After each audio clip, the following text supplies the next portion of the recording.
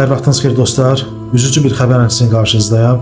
Belə ki, ötən gün Yasamaldakı çoxmərtəbəli yaşayış binasında yanğın zamanı dünyasını dəyişən 7 yaşlı körpənin valideyni, bizim də dostumuz, Azərbaycan Vəkillər Kollegiyasının üzvü, dəyərli vəkilimiz, tanınmış vəkil Əli Qəmbərovdur. Qeyd edim ki, Əli Qəmbərovun atası da tanınmış vəkildir, Elçin Qəmbərov və Əli Qəmbərovun qızı 2018-ci il təvəllüdlü Arzu Qəmbərli ötən gün yanğında tüstüdən zəhərlənərək həlak olub.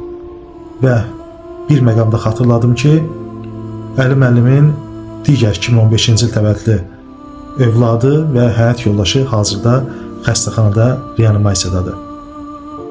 Qeyd edək ki, ötən gün Yeni Yasamalda çoxmərtəbəli binada yanğın baş verib, hadisə nəticəsində 3 nəfər həlak olub, 20-dən çox vətəndaş isə zəhərlənib. Allah rəhmət eləsin.